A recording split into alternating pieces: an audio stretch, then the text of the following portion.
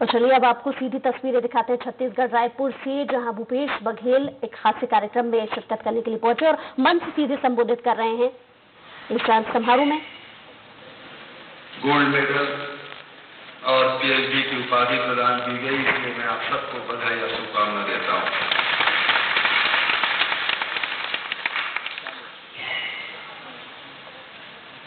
भगवान शिव ने जहां योग सिखाया, जहां संगीत और नृत्य सिखाया, वहीं उद्यमता की भी शिक्षा उन्होंने दी।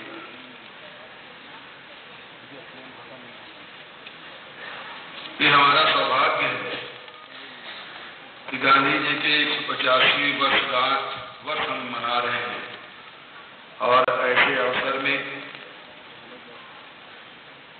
रविशंकर विश्वविद्यालय के 24वें दीक्षांत समारोह के मुख्य अतिथि के रूप में हमारे बीच में गांधी जी के प्रपौत्र गोपाल कृष्ण गांधी जी उपस्थित हैं। यह वर्ष गांधी जी को समर्पित हमने जो कैलेंडर बनाया वो हमारे इतिहास पुरुषों से जुड़े हुए, छत्तीसगढ़ से जुड़े हुए जो हमारी स्मृति गांधी जी से, नेहरू जी से, पटेल जी से, सब महापुरुषों को कैलेंडर में हमने इस वर्ष दिया है। साथ ही गांधी जी ग्रामीण भारत की बात करते थे। पूरा यह देश गांव में बसता है और इसलिए इस वर्ष हमने जो नारा दिया है, छत्तीसगढ़ के चार किनारी नरवा गरवा गुरुवाबाड़ी केला बचाना है। गांधी जी ने स्वावलंबन की बात कही थी, हम गांव को स्वावलंबी बनाए। मवेशियों की चारा की व्यवस्था करें, स्वच्छता की दिशा में काम करें, पर्यावरण को बचाने का काम आपको करना है। इस दिशा में हमने काम शुरू कर दिया है। गांधी जी के आदर्शों के अनुरूप, उनके उद्देश्यों के अनुरूप छत्तीसगढ़ आगे बढ़ रहा है। इस सभागार में बैठे हुए हमारे जो छात्र छात्राएं हैं, शोधार्थी हैं, आज गौरव का अनुभूति वो कर रहे हैं और आपको सम्मानित करके हम सब गौरवान्वित महसूस कर रहे हैं कि आप सब हमारे छत्तीसगढ़ के आने वाले भविष्य हैं। विशेषकर महिलाओं को, बेटियों को, बहनों को मैं बधाई देना चाहता हूं कि सबसे ज्यादा सम्मानित करने का अवसर आपने प्रदान किया, सबसे ज्यादा संख्या में आपने उपस्थित हुए। हमारे छत्तीसगढ़ के लिए गौरव की बात है कि बेटियां बहुत आगे बढ़ गई हैं। चुनौती हमारे भाइयों के लिए है, पुरुषों के लिए है, बेटों के लिए है। इस प्रतिस्पर्धा में आप पिछड़ते जा रहे हैं, ये आपके लिए चिंता का विषय हो सकता है। यहां से निकलने के बाद सबसे बड़ी चिंता रोजगार की होती है और मैंने एक तरफ ग्रामीण अर्थव्यवस्था की बात कही, ऋण माफी की बात आप सब जानते हैं, पर पूरे देश में सबसे ज्यादा यदि कीमत में धान खरीदी की व्यवस्था यदि कहीं की गई तो छत्तीसगढ़ में 2500 रुपये क्विंटल हमने निर्णय लिया है। अब सवाल रोजगार का है। रोजगार एक बड़ी चुनौती है इस प्रदेश के सामने, देश के सामने, और इसके लिए भी छत्तीसगढ़ सरकार पीछे नहीं है। हम 1 साल के भीतर में बहुत ही अत्याधुनिक 7 पार्क हम नई राजधानी में स्थापित करेंगे। पूरे प्रदेश में हम फूड पार्क स्थापित करेंगे। यह प्रदेश 44% वन से आच्छादित है, वहां औषधियां हैं, लेकिन सारे औषधि बाहर जाता है, उसका निर्माण बाहर में होता है, बाहर के लोगों को रोजगार मिलता है। तो औषधि निर्माण के भी प्लांट हम अपने छत्तीसगढ़ में लगाएंगे ताकि रोजगार भी मिले और व्यवसाय भी फले फूले। चाहे वो अनाज हो, चाहे वो फल हो, सब्जी हो, चाहे वनौषधि है, उनसे जुड़े हुए हम प्लांट लगाएं ताकि रोजगार भी मिले और रोजगार के साथ व्यापार फले फूले। इस दिशा में हम लोग काम करना चाह रहे हैं।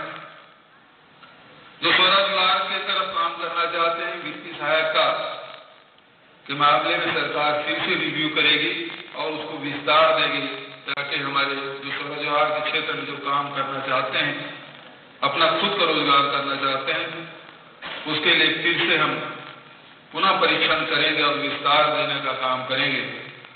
क्योंकि आज गोपाल कृष्ण गांधी जी को हमने आमंत्रित किया है। बहुत विद्वान, आज पूरे देश के बुद्धिजीवियों में सबसे अग्रणी, उनको हम सुनना चाहते हैं। इसलिए और ज्यादा खुश करते हुए सभी शोधार्थियों को, सभी गोल्ड मेडलिस्ट को, सभी को मैं बधाई देता हूँ। विश्वविद्यालय परिवार को बहुत बधाई देता हूँ, शुभकामना देता हूँ। केसरी वर्मा जी ने बहुत कम समय में अभी यंग साइंटिस्ट 2019 का कार्यक्रम उन्होंने आयोजित किया और इसी सभागार में दक्षिण एशियाई देशों के विश्वविद्यालयों के सांस्कृतिक कार्यक्रम उन्होंने कराया। इसके लिए मैं और कुलपति जी को बहुत बधाई शुभकामना देते हुए वाणी में करता हूँ। धन्यवाद। जय हिंद, जय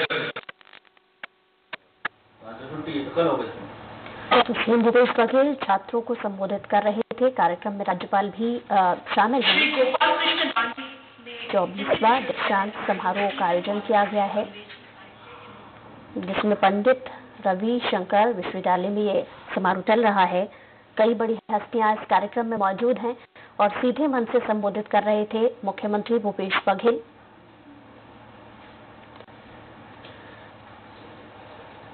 भारी संख्या में छात्रों की उपस्थिति इस कार्यक्रम में देखी जा रही है। रायपुर की तस्वीरों पंडित रविशंकर शुक्ल विश्वविद्यालय में 24वां दीक्षांत समारोह का आयोजन किया जा रहा है, जिसमें मंच पर राज्यपाल भी मौजूद हैं और भारी संख्या में छात्रों की मौजूदगी भी है। सीधे मन से संबोधित कर रहे थे मुख्यमंत्री भूपेश बघेल। विश्वविद्यालय श्रीलंका ने आपको मानद उपाधि से सम्मानित किया। भारत के उत्तर उड़ीसा विश्वविद्यालय ने 2012 में एवं कलकत्ता विश्वविद्यालय जो 2019 में आपको मानद उपाधि से सम्मानित किया गया। आपको वर्ष 2016 में मैसूर विश्वविद्यालय का सर्वपल्ली राधाकृष्णन पुरस्कार, वर्ष 2016 में लाल बहादुर शास्त्री पुरस्कार और वर्ष 2018 में राजीव गांधी सद्भावना पुरस्कार से पुरस्कृत किया गया। आप द हिंदुस्तान टाइम्स नई दिल्ली, द टेलीग्राफ कोलकाता, नई दुनिया इंदौर और स्क्रोल के मासिक स्तंभकार हैं एवं द हिंदू चेन्नई के लिए भी समसामयिक विषयों पर अनवरत लेखन कार्य जारी है। श्री गोपाल कृष्ण गांधी अशोक विश्वविद्यालय सोनपत से इतिहास और राजनीति के प्रतिष्ठित प्रोफेसर हैं। मैं माननीय कुलपति महोदय से निवेदन करती हूं कि वे मुख्य अतिथि को दीक्षांत भाषण हेतु आमंत्रित करें। मैं केसरी लाल वर्मा, कुलपति पंडित रविशंकर शुक्ल विश्वविद्यालय, इस दीक्षांत समारोह के मुख्य अतिथि माननीय श्री गोपाल कृष्ण गांधी को दीक्षांत भाषण हेतु आमंत्रित करता हूं।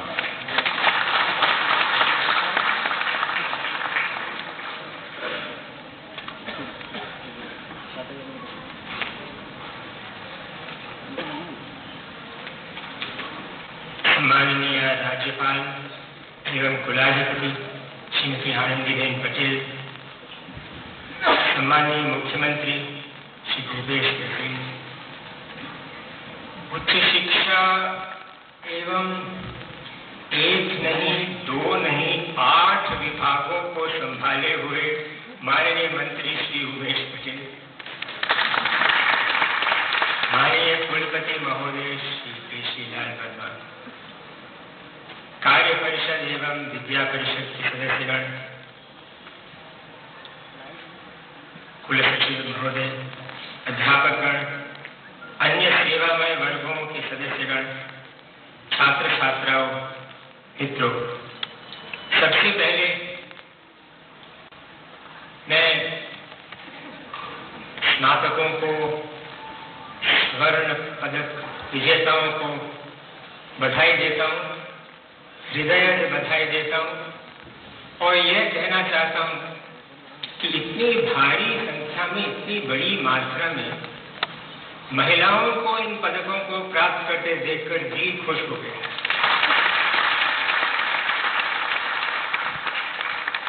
और साथ ही एक प्रश्न मेरे दिमाग में उठा कि अगर शिक्षा में, शोध में, परिश्रम में, उपलब्धि में आज हम इतनी बड़ी मात्रा में 50% से भी अधिक मात्रा में महिलाओं को देखते हैं, तो क्यों नहीं लोकसभा और विधानसभा में उतनी ही मात्राओं में महिलाएं आए? क्यों नहीं है? इसका मर्म मुझे नहीं समझ में आता, पर ये मैं जानता हूं कि 25 साल पहले इतनी मात्रा में यहाँ महिलाएं इतने स्वर्ण पदक प्राप्त करने के लिए आगे नहीं आई, तो शायद 25 साल बाद लोकसभा विधानसभा में भी इतनी ही मात्रा में महिलाएं होंगी और देश का उद्धार होगा।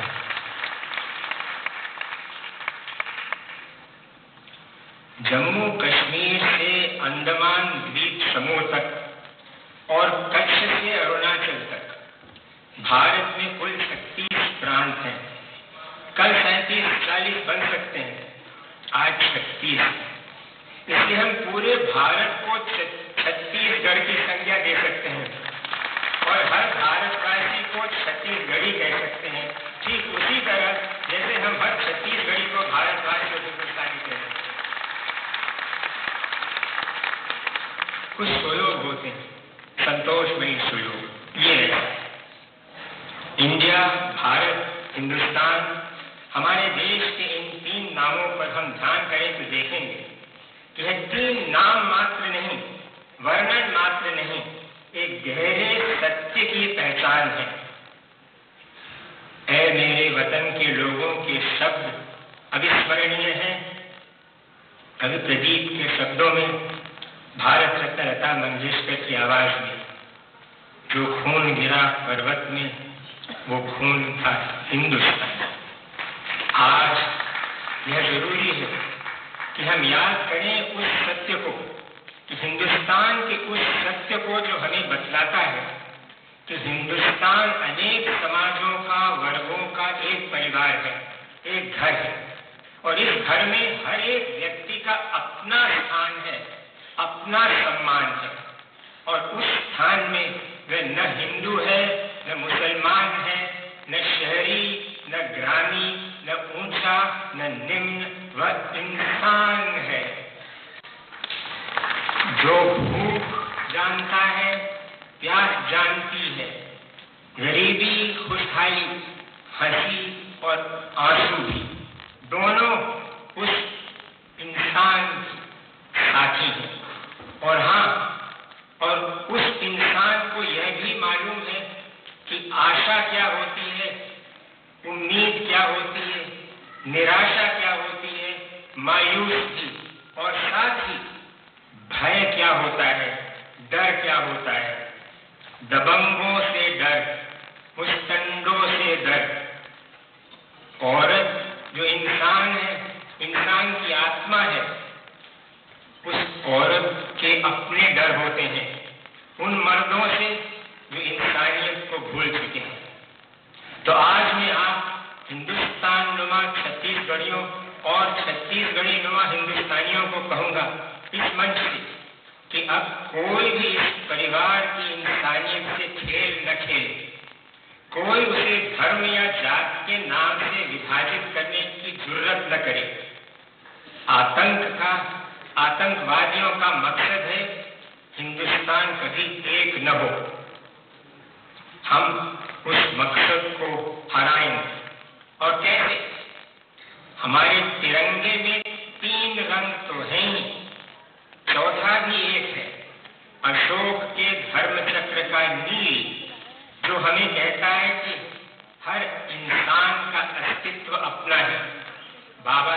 आम्बेडकर ने कॉन्स्टिट्यूएंट असेंबली में इंडिविजुअल को भारत के कॉन्स्टिट्यूशन का यूनिट बनाया, न कि किसी ग्राम, जिले या प्रांत। Individual is the life of the constitution. और अशोक चक्र हमारा राष्ट्रीय चिन्ह बना। सब मेरी संतान है, अशोक ने कहा। हम सब अशोक चक्रीय संविधान के सुरक्षित हिंदुस्तानी और भारतवासी हैं, बोली प्रांत जो भी हो। अनेकता विविधता हमारी पहचान है।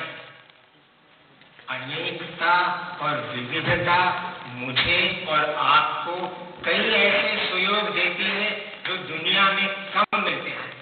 उन सुयोगों में मैं एक सुयोग बहुत बड़ा मानता हूँ। वो सिर्फ भाषा ही नहीं, काल्पनिक है, आध्यात्मिक है, राष्ट्रीय है, सांस्कृतिक है। और वो सुयोग ये है कि मुझे प्रयाग का इस्तेमाल पसंद है और इलाहाबाद का प्रयोग भी उतना ही पसंद है। दोनों मेरे, प्रयाग मेरा है, इलाहाबाद मेरा है। यह भारत की पहचान है। साहस सभ्यता का आभूषण है, द्वेष का नहीं। शक्ति संयम दर्शाती है। स्वतंत्र भारत की प्रगति पर हमें गर्व है। विश्व में हमारा प्रभाव ऊंचा है। आर्थिक तकनीकी उपलब्धियां प्रबल हैं। इस भव्य नगर रायपुर ही को देखें। आज का रायपुर कहता है, "The statehood has been a great success for Chhattisgarh. The people of the state and all its successive governments deserve to be congratulated for that." फिर भी कुछ विचार योग्य, चिंता योग्य विषय है। छत्तीसगढ़ से ही नहीं, समस्त भारतनुमा छत्तीसगढ़ से जुड़े। प्रगति हुई है किंतु असमान। पूरी 100% समानता असंभव हो सकती है, किंतु कितनी असमानता। Progress, even meteoric progress for a few 10% is not the same thing as progress for all. इस असमानता के कई कारण हो सकते हैं, किंतु मेरी समझ में monopolies and their control or attempted control over natural resources and opportunities ये एक कारण है। और दूसरा इसी से जुड़ा करप्शन। किंतु जनता सतर्क है। सतर्कता में सुरक्षा है। मित्रों, 5 चीजों के लिए भारत विश्व विख्यात है। एक, हमारी सांस्कृतिक धरोहर, जिसमें हमारे वेद, ऋग्वेद, विशेषकर योग सर्वोपरि है। हमारी ऐतिहासिक समग्रता और सामर्थ्य। तो सीधी तस्वीरें आपको दिखा रहे थे जहां 24वां दीक्षांत समारोह चल रहा था, जिसमें कुछ देर पहले मुख्यमंत्री भूपेश बघेल भी संबोधित कर रहे थे, जिसकी सीधी तस्वीरें हमने आपको दिखाई। चलिए